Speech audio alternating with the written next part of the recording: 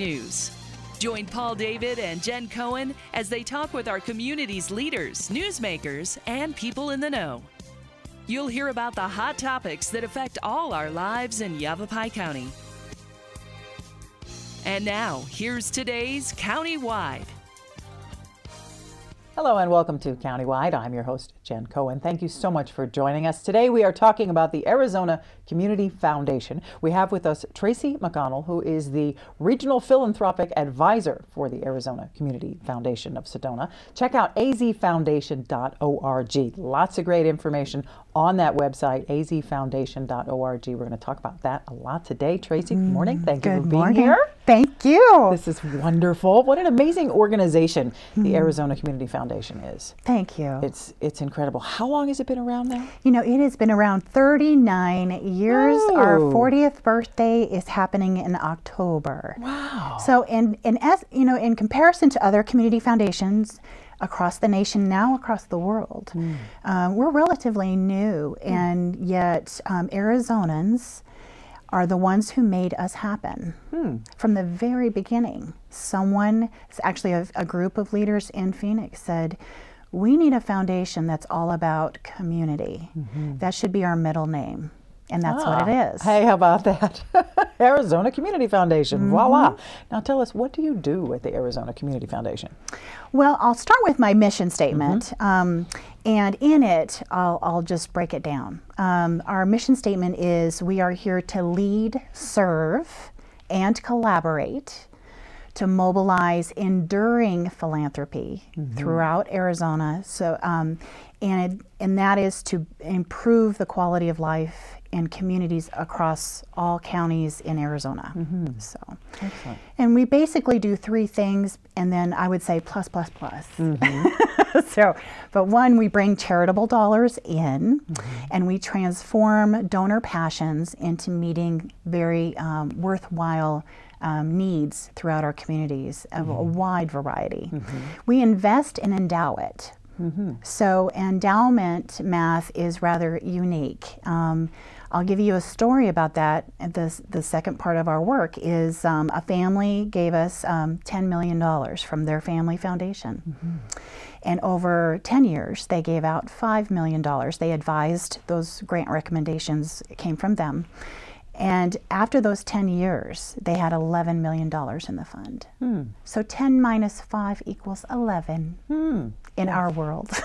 I love your world. I love it too. Can I live in that world too? That's like 2 plus 2 equals 5 plus infinity. Wow, So that is amazing. How does that work?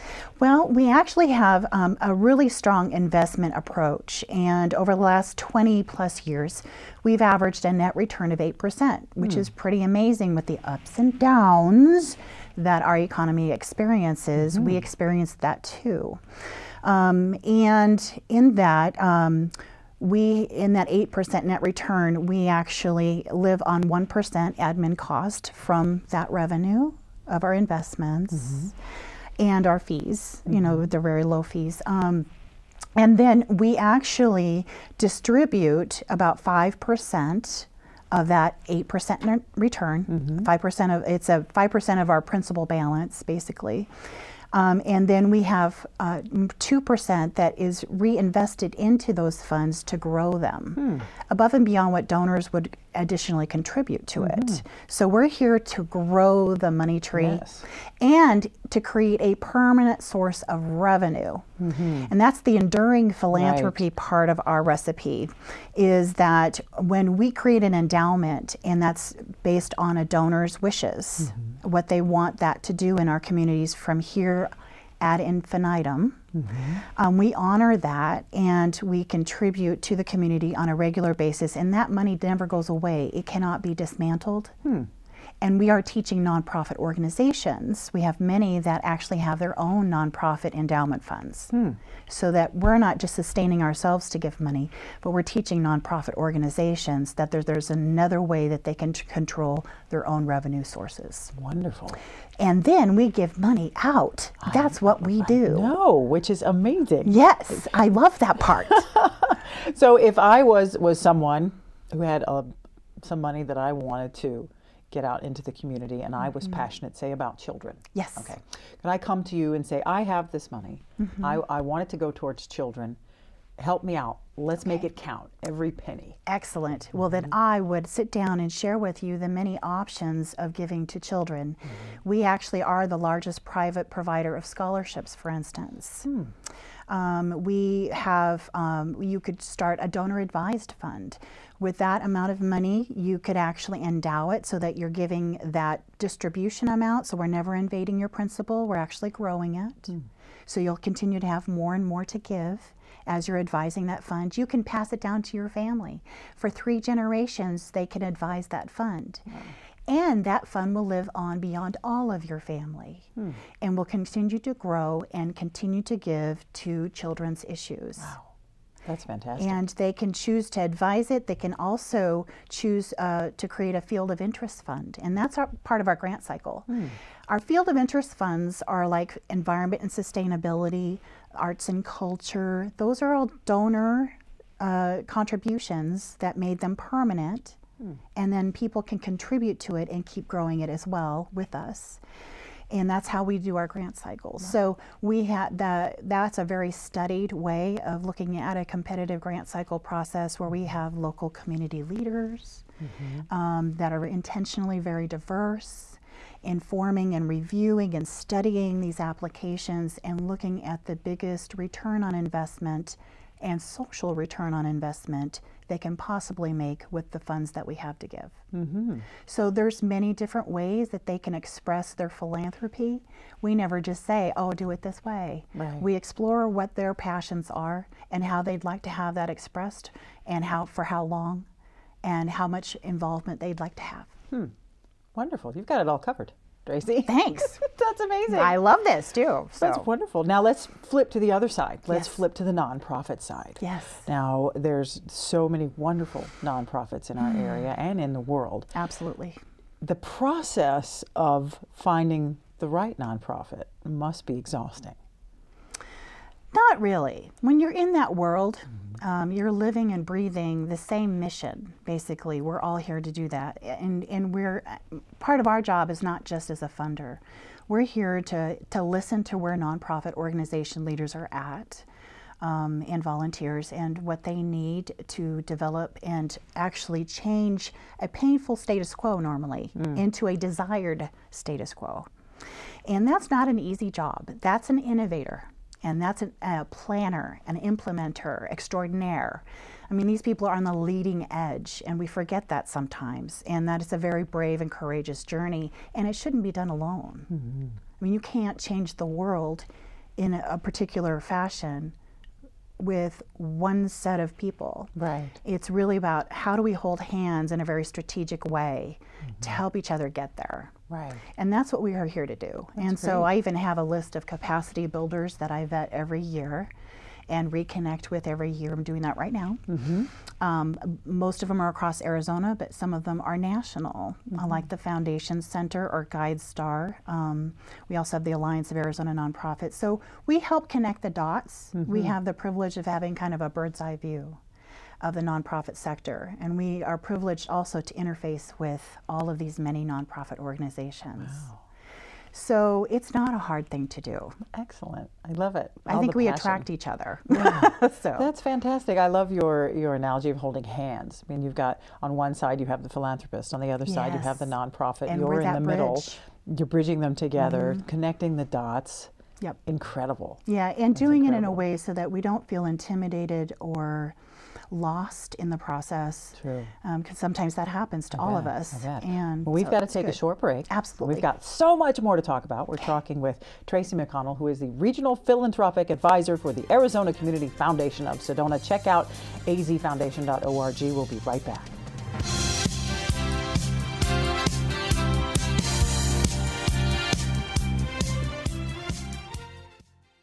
Listen to me. I am captain of the track team. And if I'm late, she doesn't really think she's going to get out of here, does she? Be nice. She's new. Hello, is anyone there? Ugh! Wow. Even from our standards, you look awful. Oh, sweetie, what happened? Me? My friend Becky got to talk to this super cute boy, and I tried to act like I wasn't jealous, but I so totally was. And then out of nowhere, this concrete barrier just popped up. Maybe it was a semi.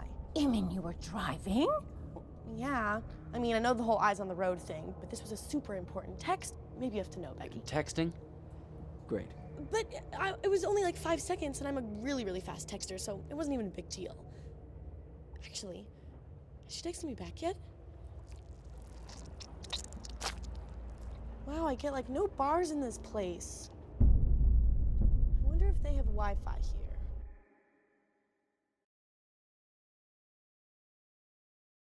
here. There are people who struggle with addiction and homelessness. Sometimes it may feel like there is nothing we can do to help.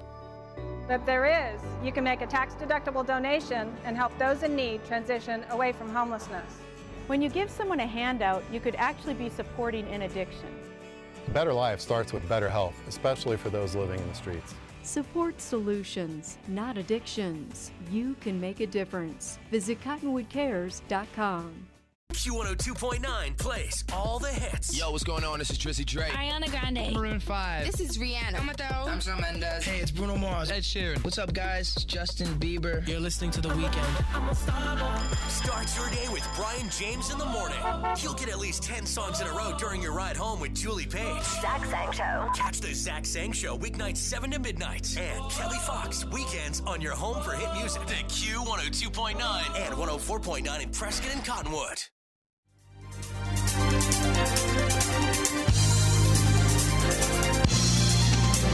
And welcome back to Countywide. We're sitting with Tracey McConnell, who is the Regional Philanthropic Advisor for the Arizona Community Foundation of Sedona. We're talking about the Arizona Community Foundation. We're now getting into grant cycles. Really big part of your job is finding out who qualifies for the money. Basically, how does that work? That works. Well, it's actually quite surprising to many people who are new to what we do. We actually support more than just the 501c3 nonprofit organization. We support schools and government agencies and tribes. So it's all of that, all of those entities can apply to us, and they do. So, in particular, the boundaries around each of these affiliates. So I'm speaking on behalf of ACF of Sedona and ACF of Yavapai County, and they share a common territory, the Verde Valley. Okay, and so to apply to ACF of Yavapai County, you have to be serving residents or issues within the boundaries of the county. And then for ACF of Sedona, it's throughout Sedona, and all throughout the Verde Valley. So those are those boundaries for eligibility to apply to us. We also have statewide grant cycles. So you can apply, for instance, we have animal welfare funds that are available statewide, and many of our nonprofits here have benefited from that as well. That's so interesting. To find out if they apply, they check out the website. Does that help? Yes, it does. They can actually call us. They can go to either one of our affiliate website pages, and that's azfoundation.org/Yavapai County or /Sedona. And then we have several different layers of information. You can go to grants and initiatives to get right to the point of that. We also have azfoundation.org/grants, and that will provide you access to the online portal for the application and the guidelines for applying to us. So excellent. What are some of the guidelines? Well, the guidelines are actually, we have really developed quite a document because we really are very transparent. We are here to set you up for success. So it covers all of the points of eligibility. We are encouraging proposals that do certain things in the community. So we name those things in the guidelines. We actually share tips about what's a successful application. We walk through all of the application questions. We coach those questions for success, both in our guidelines and our grant workshops as well. We also provide now a set of definitions. So someone who's now writing a grant application, maybe for the first time, trying on a new hat, you know, and now responsible for that. So we understand that that can change and is quite fluid oftentimes. And so we want them to know that this isn't a foreign language. We want you to understand what we mean by these words in our guidelines, in our application process. We even have the rubric, it's a one-page rubric of how we evaluate each of these grant applications. So this is truly the inside look. It's not a black box. We show everything to you. And then we are there not only to set you up for success with our application process, but by the time you do that, you're really set up with a template that you can use successfully with other potential funding sources. Brilliant. That's fantastic. It is. Makes me feel good. Yeah, setting someone up for success versus making things difficult on them. Yeah, and we're not making people jump through hoops that, you know, any number of, and many donors these days are really investors in community. They are more invested personally too in what they're giving to and what that could actually produce. And so they're asking more questions, they're more involved in what this is about, so they care more. Yeah. And we do too. Absolutely. That is very obvious. How long have you been Regional Philanthropic Advisor for Sedona? For Sedona, 1.5 years. All right. And for ACF of Yavapai County, prior to that, was 6 years. Wow. And prior to that, I was a grant writer and a grant applicant to ACF, and I managed their first multi-year initiative across the state. I worked with the Yavapai County-wide approach to that. So you know your stuff. Yeah, I've been there, done that, and I'm still learning. All the time. That's fantastic. So the grant application workshops are coming up, and they're very important because as an applicant, you must attend one of those. Is that correct? Absolutely. This is the first year where we required that. It's simply because we have so many changes that have taken place, and when you have that and people assume we're doing it the same way we did last year, that can lead you astray. And unfortunately, you know, all that hard work might not work for you. And so we really want to make sure that if you're applying to us, you truly know what's entailed, what's different this year. And a lot of those things are very positive differences. We just want to make sure that everybody understands that. Excellent. And so you're having these workshops. Yes. You're having one in Clarkdale, Camp Verde, and Prescott Valley. Yes. So and we already had one in Prescott. Okay. And they are all filling up. I'm not kidding you. They've been capped out, each one of them, as we get to the date. Wow. So. Oh my gosh. So the one that's happening in Clarkdale is happening today. Today. It is. Thursday, January 11th. Next week, Thursday, January 18th, is Camp Verde. Yes. Then on Friday, January 19th in Prescott Valley. That's right. They must RSVP? They must register? They must register because we do have limited seating. And then also, if we find that we have a waiting list, people who are not able to attend those workshops because they're closed, we just didn't have enough room, then we're going to look at another way that we can deliver that information so that no one's really left out if they're earnestly wanting to apply. Wanting to do a grant workshop. Excellent. How are they looking at the moment? Are they half full, 3/4 full? Full, full. Full, full? Full, full. They're all full? They're all full. Holy cow. Yeah. That's we amazing. have hit the top. Oh my gosh. We have some people that are coming just in case somebody doesn't show up. Wow. I know. You're going to have another one. I think we might. Or 2 or 3. Yeah, we'll have to figure that one out. And we will. We will. And we're doing this well in advance of the grant cycles actually opening online. So as people understand how to be prepared for that, it gives a little bit of some margin in terms of their own preparation, given what they know now. And then they're ready to apply online with all of those, that time. They're prepared. Yeah. Okay, great. All right, so we're talking Arizona Community Foundation. We're talking with Tracey McConnell, the Regional Philanthropic Advisor for Arizona Community Foundation of Sedona. Lots more to cover. It's such an amazing, amazing group, but we'll be right back. We've got to take another break.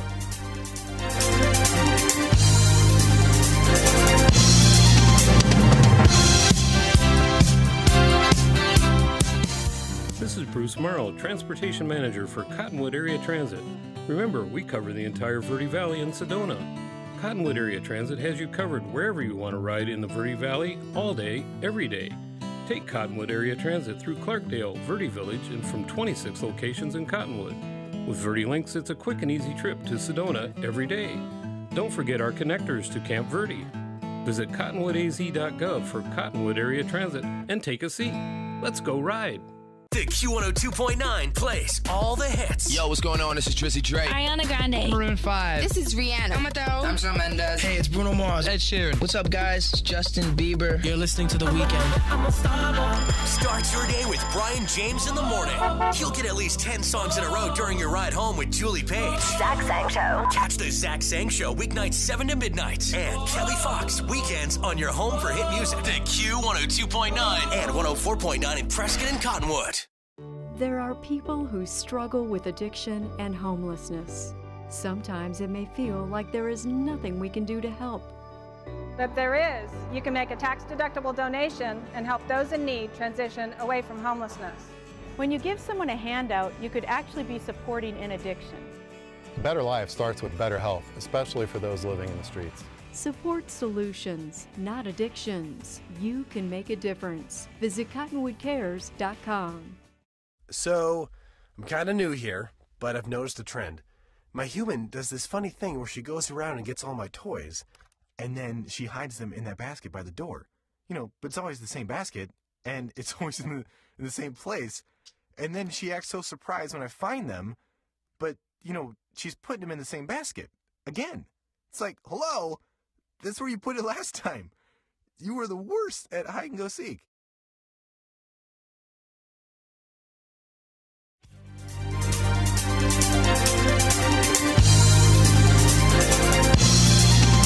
Welcome back to Countywide. I'm Jen Cohen. We're sitting with Tracey McConnell, the Arizona Community Foundation. We've been talking about that. Tracy is the Regional Philanthropic Advisor for the Arizona Community Foundation of Sedona. Check out azfoundation.org. Everything we've talked about today is on that website, so make sure you check it out.